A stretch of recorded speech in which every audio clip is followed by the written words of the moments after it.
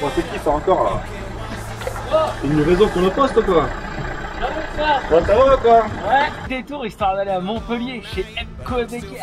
Bon bah écoute, c'est parfait ça, on t'attendait en plus. Alors on a fait une petite surprise pour toi. Ah bah,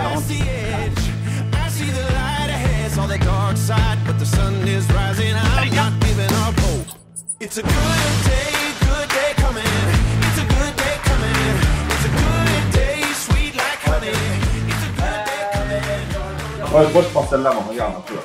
Tiens, ça va. on attend comment les gars.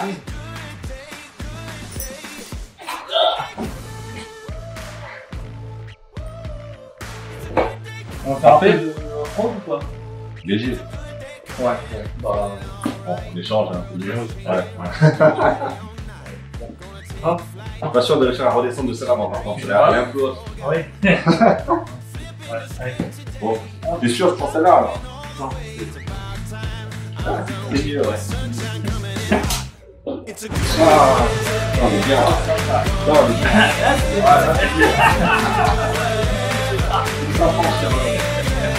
Ah, on y va? Elle est partie. Elle est partie. Elle est partie. Allez.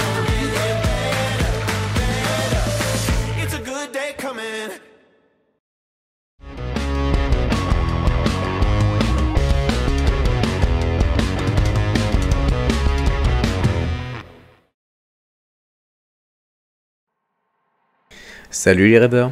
Alors vous l'aurez compris, ce n'est pas un épisode comme les autres. En effet, on a un invité surprise, Mr. F. Gando en personne qui est venu nous rendre visite. Après avoir sélectionné une moto qui lui permettra d'exprimer toute sa fougue dans notre région, nous voilà partis découvrir certains lieux utilisés lors de nos précédents tournages.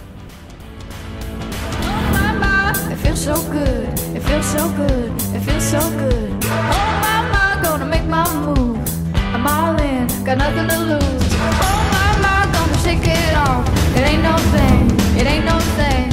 Oh my, doing what I want. Gonna do my thing, Put it up high and take it low. I'm feeling right. Après avoir traversé la Boissière, nous arrivons enfin sur un chemin caillouteux à souhait. Il nous mènera tout droit au lac que vous avez pu découvrir lors de la vidéo réalisée avec Sonia, Antoine et Cyril, sortie off-road. On profitera évidemment de ce moment pour admirer cette vue incroyable et partager de nombreuses anecdotes.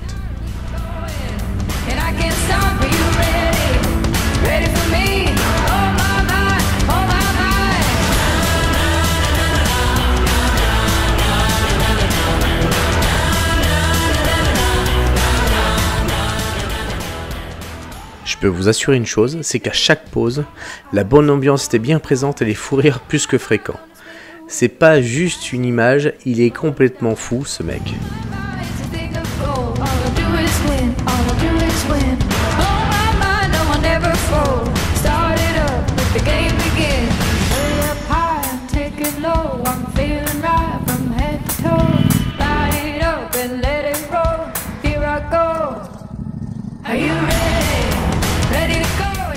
Lors de ce passage, j'ai cru que j'allais mourir de rire. Les hurlements bestiaux accompagnaient largement le pilote sur son monkey. Rien qu'en y repensant, j'en ai encore mal au ventre.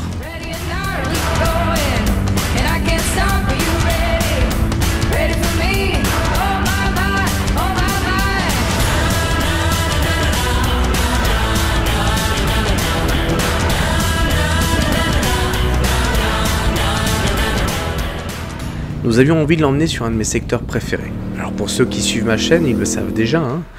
C'est une route que je prends et que j'adore particulièrement, une vidéo que j'avais faite avec la GS, la route d'Aumelas. On passera d'abord par la route où nous avions tourné avec Caroline, là où nous avions comparé la Hornet avec la CB 650R.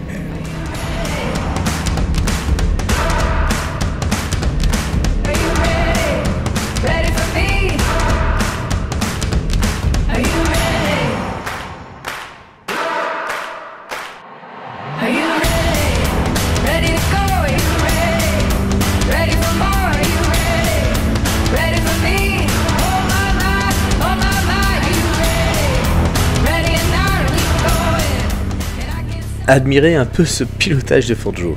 Alors, est-ce que c'est le monkey qui se transforme ou c'est plutôt le pilote qui prend confiance? Et voilà, cette première partie se termine et comme vous l'avez remarqué, cette vidéo n'a pas de véritable parti pris. J'espère que ça vous aura quand même plu et je vous invite surtout à rester avec nous pour découvrir désormais qui est F. Gando, qui est François, à travers son interview.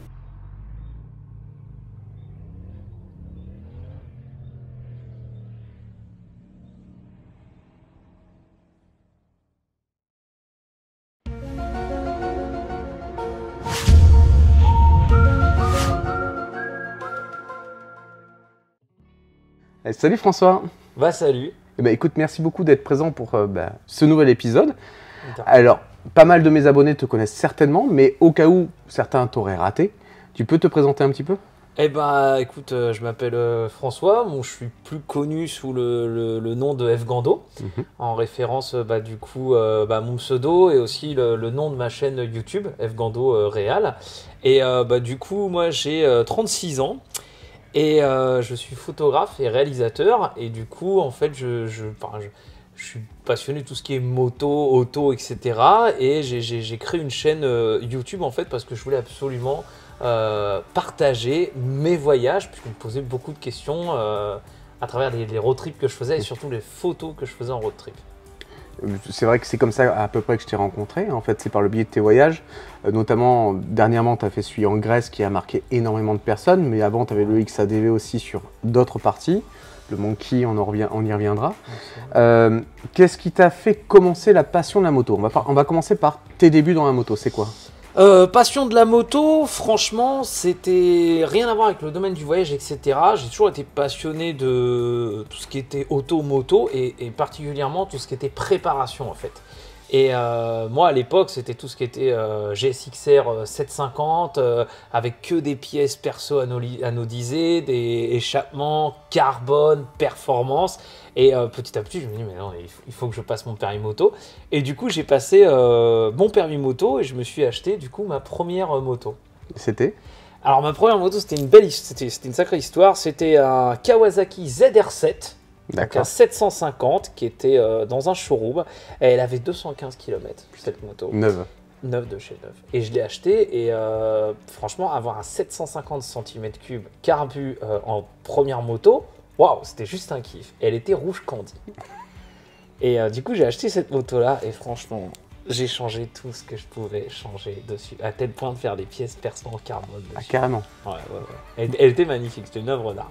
Et tu l'as revendu, suite à ça, t'as repris quoi après derrière ? Et ben en fait, je l'ai revendu et puis suite à ça, après j'avais pris un PCX pour rouler un peu comme ça.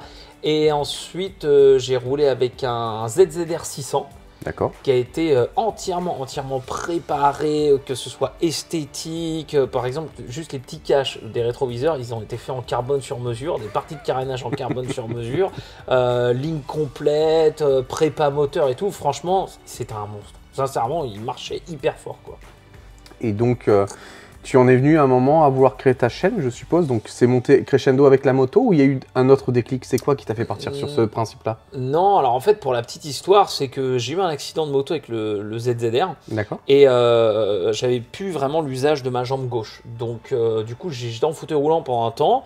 Je me faisais chier comme pas possible. J'avais plus de moto. Et du coup, j'ai eu l'occasion de pouvoir acheter un PCX, vraiment pas cher.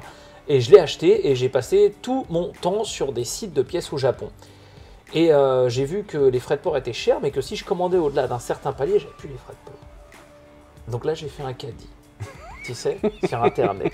Et un jour, tu as un mec, il est venu à livrer toutes mes pièces, et j'ai passé tout mon temps à monter ce PCX dans le garage.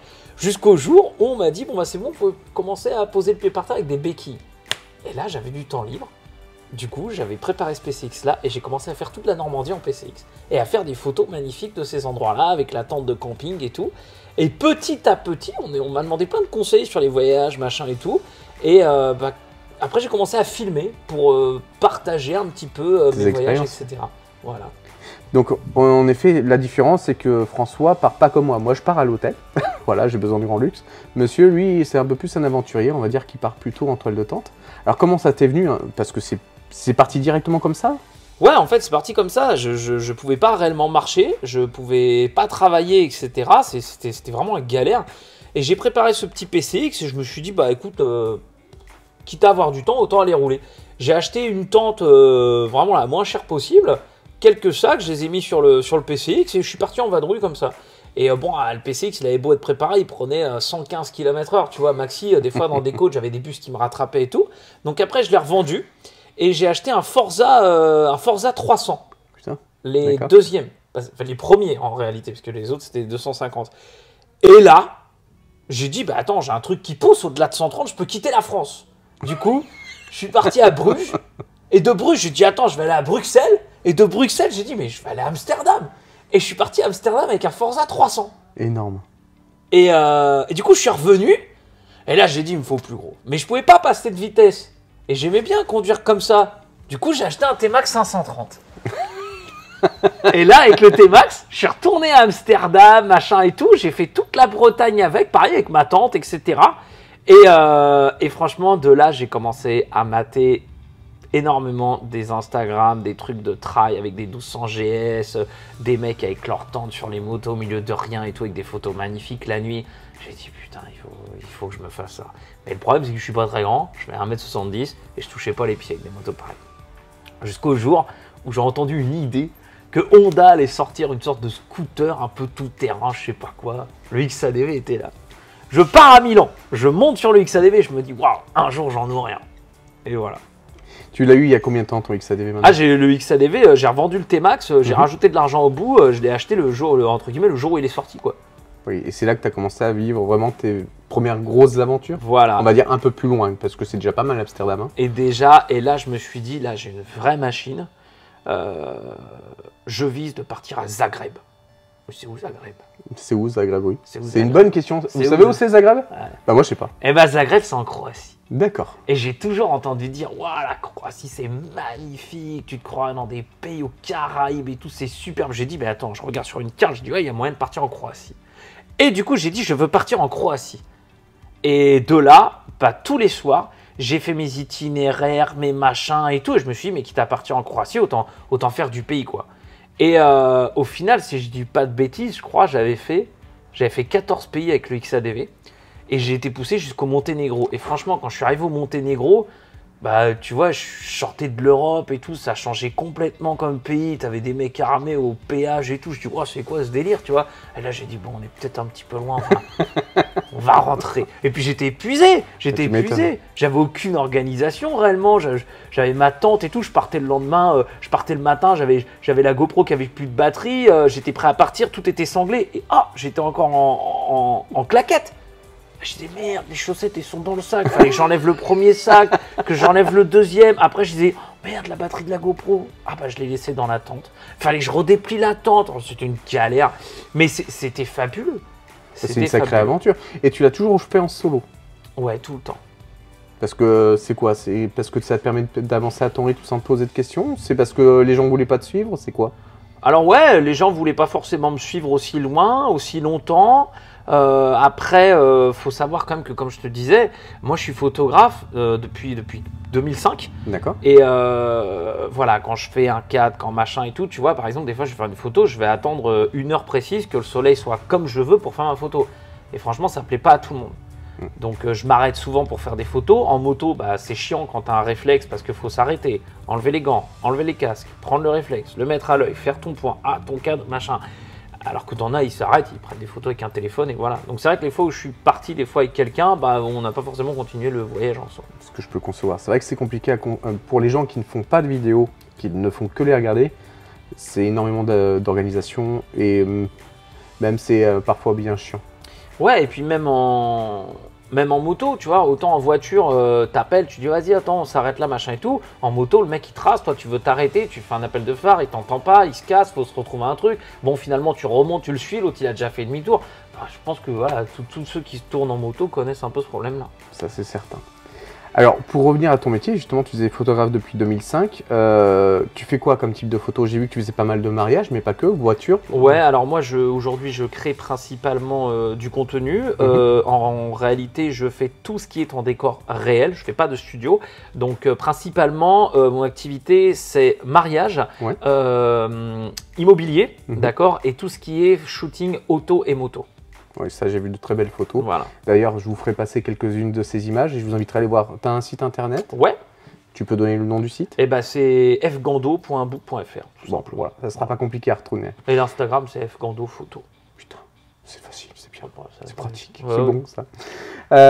Alors, il y a eu l'arrivée d'un intrus dans ta vie, on va Ouais. dire, qui a aussi été un élément important dans le déclenchement de tes nouveaux road trips. Ouais. Ton effectivement. dernier énorme, avant celui dont on parlera juste après, qui est un peu Ouais. différent. Il s'appelle comment? Sherlock. Viens ici. Allez, viens nous Allez, viens voir. là. Dépêche-toi. Viens ici. Allez, monte. Allez, monte. Ouais, voilà. Donc Sherlock, qui est là. Qui a fait, rien que lors de son premier road trip, combien de kilomètres? Bah, Sur il le a fait, XADV 8300 km sur le XADV et 9 pays.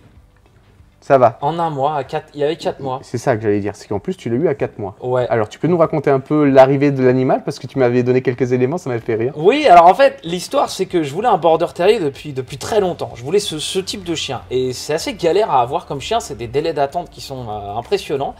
Et un jour, j'ai eu l'opportunité d'en avoir un. Donc un mâle, blue and tan, comme ça et tout, voilà, je le voulais. Et pour la petite histoire, ma mère, elle me dit, ah c'est bien, tu vas avoir un chien, et quand tu pars en road trip, qui c'est qui va le garder? Je dis, bah il part avec moi. Elle me dit, en moto. Je dis, oui, il part avec moi en moto. Et du coup, le chien, je l'ai eu à 3 mois. Pendant un mois, le premier jour où je l'ai eu, je l'ai emmené à la mer. Le deuxième, on est parti faire une balade en forêt, dans une forêt qui était privée, parce que je voulais pas qu'il aille n'importe où, machin et tout, pour l'habituer à me suivre, le présenter à d'autres chiens, d'autres animaux et tout le bordel. Et en fait, bah justement, Epco et Becker m'avaient fourni un top case et ils m'ont dit, vas-y, tu fais ce que tu veux avec.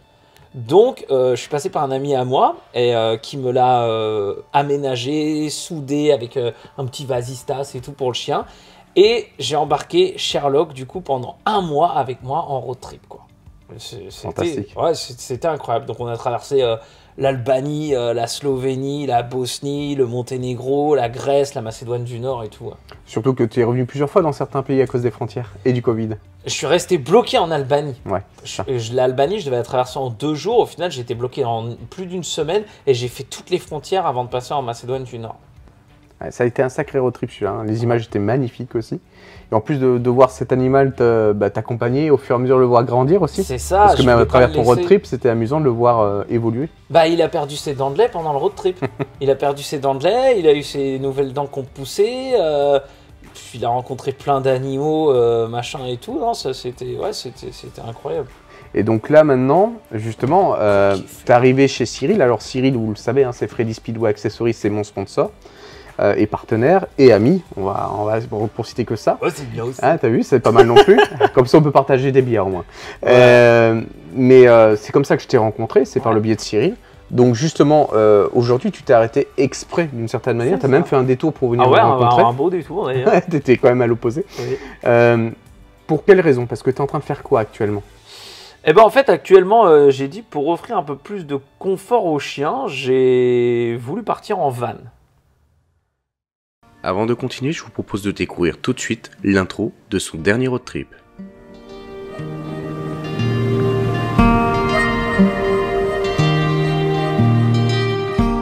Après avoir parcouru l'Europe en moto avec Sherlock, mon petit border terrier, j'avais envie de repartir. Mais cette fois-ci, en plein hiver. Et avec un utilitaire. Mon Renault Kangoo 1,5 litre DCI, spécialement aménagé et équipé pour l'occasion, serait notre compagnon pour parcourir plus de 10 000 km. Alors je t'invite une nouvelle fois à partager cette aventure avec nous. C'est parti!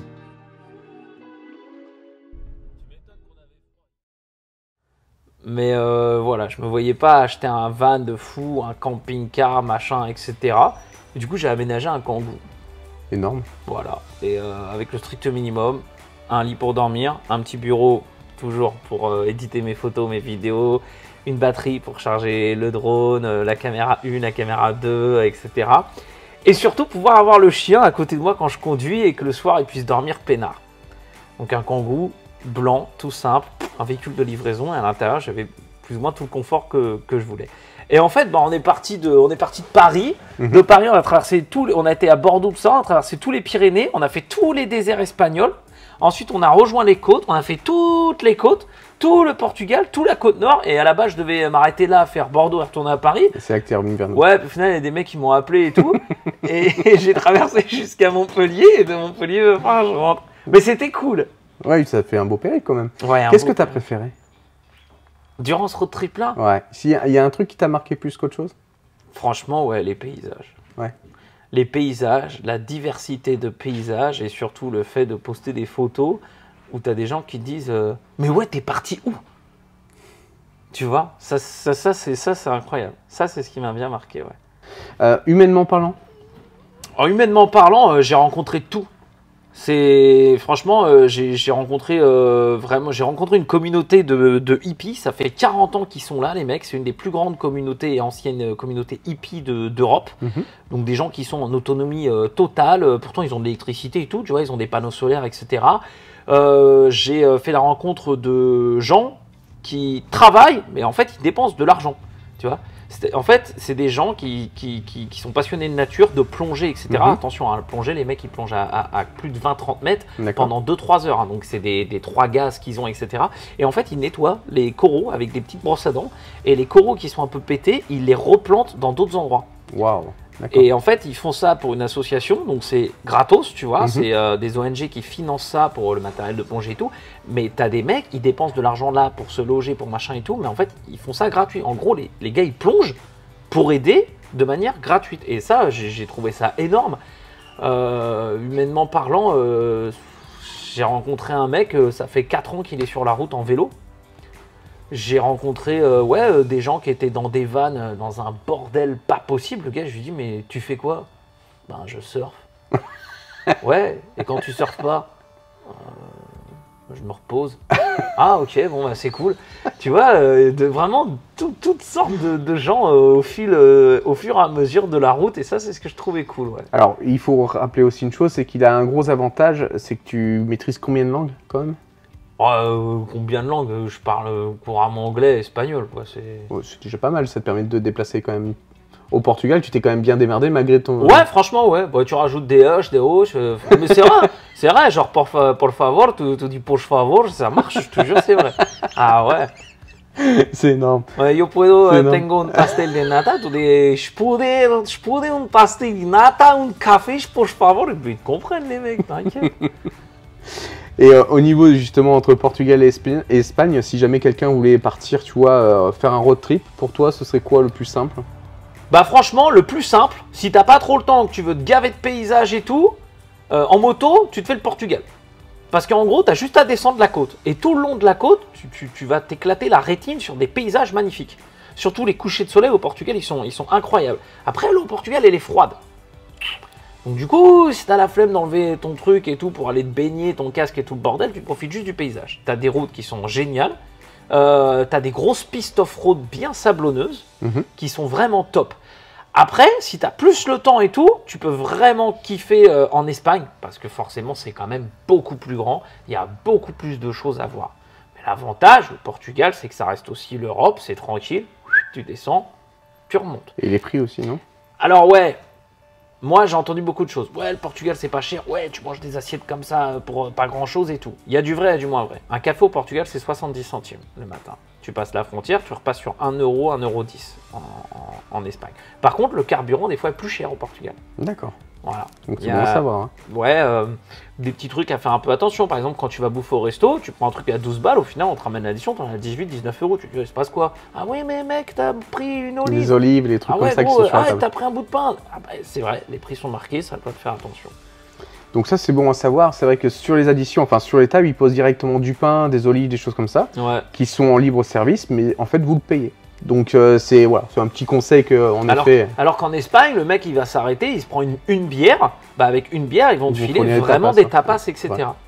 Et d'ailleurs, tu vois, c'est dommage hein, ce que je vais te dire, mais avec la conjoncture actuelle de l'inflation, etc., et ben dans certaines villes, ils arrêtent entre guillemets les tapas gratuites parce que ça coûte trop cher aux Espagnols. Vache. Ouais, ça c'est dommage parce que c'était quand même le petit côté sympathique de ce type de secteur. Bah ouais, voilà. Alors, on va revenir justement sur une chose importante. Tu l'as bien dit, à la base, tu as toujours fait en 2 roues. Tu as Ouais. une communauté d'abonnés qui te suivent pour du C'est- 2 roues oui, ouais. à la base. Et là, tu es parti en 4 roues. Et en plus en Kangoo, tu pas dans une Oui, voiture je de suis- ouais, c'est luxe. C'est quand même un truc particulier, quoi. C'est vrai, je suis pas parti dans un. Enfin, pour moi, je suis pas parti dans un van. Ouais, tu es parti dans une voiture. Il y en a qui appellent ça un micro-van, mais réellement, pourquoi c'est. pas. Il y en a qui appellent ça un micro-van. Pour moi, réellement, c'est un Kangoo, c'est une voiture, quoi. Bah, l'avantage, c'est qu'en tout cas, tu peux te garer n'importe où. Tu prends pas d'espace et, visuellement, on n'a pas l'impression. Eh ben, franchement, si ça t'intéresse, tout à l'heure, tu me parlais des rencontres que j'avais Mhm. fait. J'ai rencontré plusieurs personnes qui sont venues me voir et qui m'ont dit « Ouais, salut, est-ce qu'on peut regarder vite fait ton Kangoo ?» Là, les trucs, il était porte ouverte. Je fais « Vas-y, fais-toi plaisir, quoi. » Et en rigolant, t'en as, ils m'ont dit « Ah, franchement, je vais revendre mon camping-car et tout. Ah, je veux m'acheter un truc comme toi. Ah, tu me l'échanges et tout. » Je dis « Mais attends, je dis, toi, t'as quoi ?» Le mec, il me montre un truc. Fiat, je sais plus quoi, rehaussé avec les vitres en plexi, la vasistas, la clim, le frigo, tout. Je dis, mais t'es malade. Le mec, il me dit, écoute, je passe nulle part. Je peux pas aller faire mes courses au supermarché. Dès que je me gare quelque part et que la nuit tombe, j'ai la Guardia, les flics et tout qui viennent me voir. J'ai toujours peur qu'on me le casse. On a essayé de me voler mes vélos. Ça, c'est sous alarme. Les portes, elles sont verrouillées avec 2 verrous, machin. Enfin, le mec, que des galères. Moi, c'est vrai que je tirais les rideaux. J'ai les 2 vitres teintées à l'avant avec un film anti-effraction. Mhm. Je fermais les portes.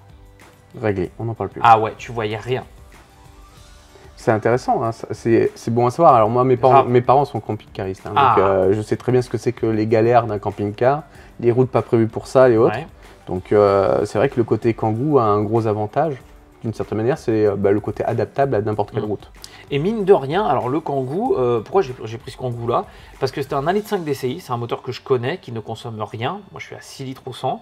Il y avait un bon débattement. J'ai fait faire une plaque de métal en dessous, Mhm. ce qui fait que ça m'a permis d'aller dans des super gros endroits off-road, mais vraiment des trucs de ouf, hein, des fois avec des bons franchissements. D'ailleurs, des fois je me suis planté un peu.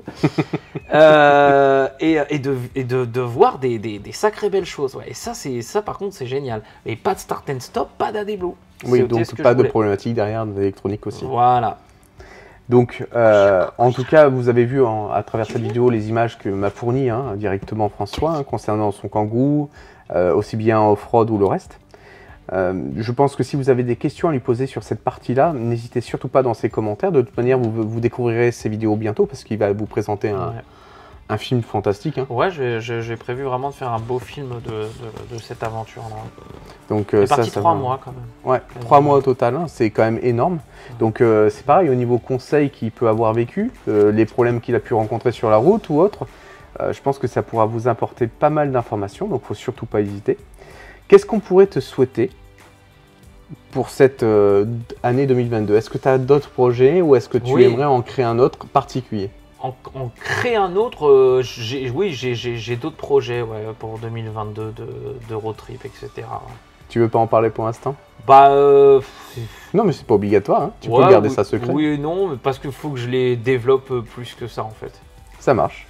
Donc ce sera plein de surprises à découvrir. Voilà. Donc je peux que vous inviter déjà à vous abonner à sa page si vous avez envie de voir du pays. Hein. Il voit un peu plus que la France. Nous, on va se contenter de ça pour l'instant. Et surtout si vous avez envie d'avoir une personne plutôt sympathique et un peu folle à la fois. Bah, écoute, merci beaucoup François pour être venu ici. Bah, de rien, ça me fait plaisir de vous voir et de passer la journée avec vous, c'était cool. Ah, on a passé un bon moment. D'ailleurs, vous Ah avez ouais. pu voir la vidéo. C'est un peu décousu, mais en même temps, le but c'était de passer un moment tous ensemble. C'est Bah surtout ouais. ça. Ouais, et puis c'était sympa de rider le Monkey vraiment sur du sec, parce Ouais. que je l'avais fait sur du mouillé, et puis de te suivre avec la 1200 GSA et la Ténéré, l'autre fou là, sur des sacrés gros terrains, et puis bah, vraiment moi d'y aller à mon rythme, et surtout de découvrir vos lieux de tournage, parce que moi j'aime beaucoup découvrir les endroits de tournage, etc. Ah, c'est vrai qu'on a eu la chance d'en faire quelques-uns. Alors, on n'avait pas assez de temps pour aller l'emmener sur les cadres vraiment idylliques. Mais c'est des petits lieux que nous, on avait vachement appréciés avec Cyril. Et il y avait d'ailleurs eu Sonia, il y avait également Antoine qui nous avait accompagnés sur cette vidéo, qui t'avait particulièrement plu. Mm. Donc, c'était un Ça, peu le moment de revoir tout ça ensemble. Et la vidéo est terminée. On va aller se retrouver au restaurant maintenant. Ah ouais, et on va aller manger, c'est vrai que j'ai bien faim. Ça va me changer de mon réchaud et de mes hot dogs. C'est une excellente journée ou soirée. Et je vous dis à très vite. Merci encore à Ah toi. bah de rien.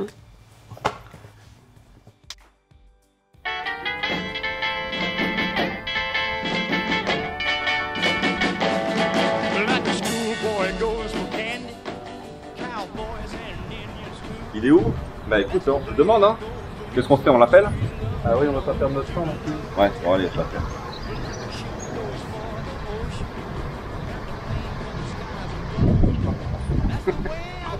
Ouais, François, qu'est-ce que tu fais? C'est parisien, c'est pas possible. On est à Free Biker Company là. Ouais, 5 minutes. Ok, 5 minutes. On se retrouve à l'intérieur. Ouais, on va boire une bière. Ok, bon, ben on se retrouve dans le restaurant. Allez, à de suite. Like a fish goes for the water, like the birds for the skies above. That's the way I go for you, pretty little girl, and I like your kind of love.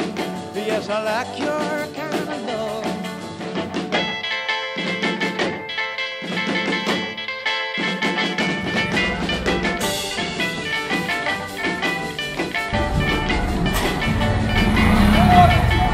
Ah, ben il est là. Enfin, viens, on t'attendait, hein.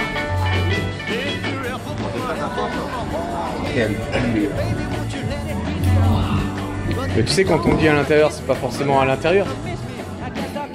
C'est comme à la maison, toi. Santé les gars. Allez, santé, hein. Et voilà, ce nouvel épisode se termine. Merci encore à François pour ses délires, les rigolades qu'on a pu avoir avec lui. Franchement, on n'a pas arrêté de rigoler toute la journée.